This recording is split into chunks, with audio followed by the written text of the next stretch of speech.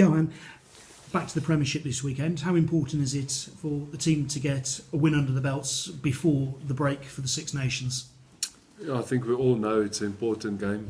Obviously, we had a good few weeks with the games that we've played apart from the weekend. But saying that, now we solely focus on the Premiership, and if you look at how competitive it is with where the lockies and the standings is, this is going to be a big game, but obviously big challenge for us to play Bristol away, and we haven't been quite successful there since they're back into the Premiership. Yeah, they've got a record which obviously they'd want to build on and be very keen. How do you break that?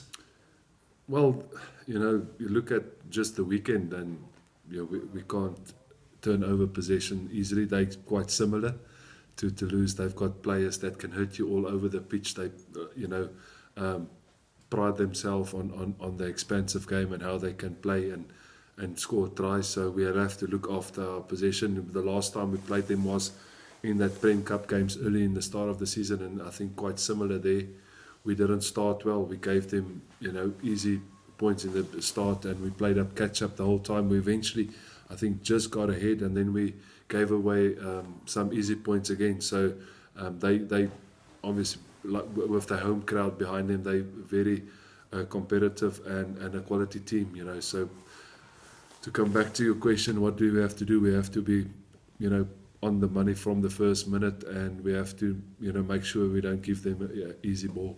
And planning for this week, how difficult is it that you're without 8 players through international training sessions, and you could have 6 of them back later in the week available? Yeah, it was quite difficult, must be honest with you. It's probably something new for us as a group, where we've got a lot of international guys. We're obviously very pleased and that the players has been recognised and proud of them.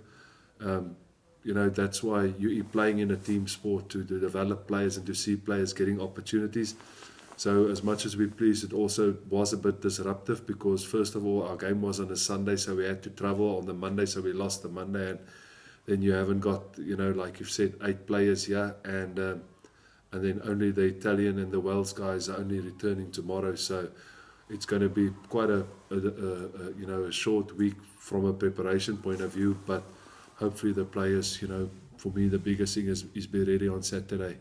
We can, obviously manage them up until Saturday, but they have to bring that focus and that mental state of performance, and regardless of what and where they were during the week, and ultimately when they get in tomorrow, everybody back in tomorrow, the big thing is for Gloucester, and what lies beyond that, I think hopefully they can only worry about that once that job is done.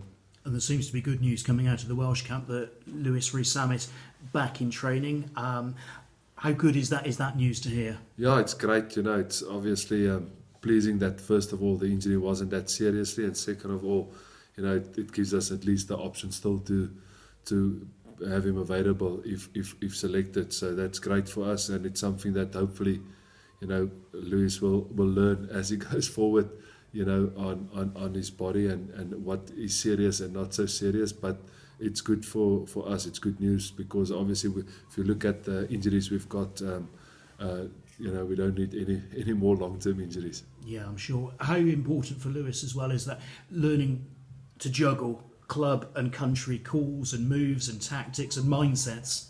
Yeah, it's a learning process. I don't think him as an 18-year-old has experienced every injury.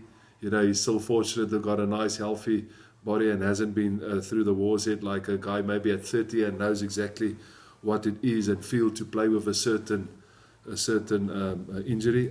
But again, I think that he will grow as he would have grown to train with Wales and to learn what international rugby is all about. All those little bits and pieces, the fact that he played at Toulouse in front of a great crowd, and a quality team, will add to his experience as a young player, and similar to with his injury and with the experience with Wales. And others who took the odd knock against Toulouse, how are they? No, I think we're all fine. Like I said, Chris Harris is back. Craigie got through the Scotland training. Our Italian guys are still with Italy. They'll only join up tomorrow, so hopefully they will get through the 3 days of training there, and the Wales guys will be back. And then apart from that, it looks like we got through the game, unscathed. Like I said, there's a few guys that we will manage with non-contact up until Friday, but it looks like the squad that went down to Toulouse are all available. And have you got anyone returning to the mix who was sort of getting closer?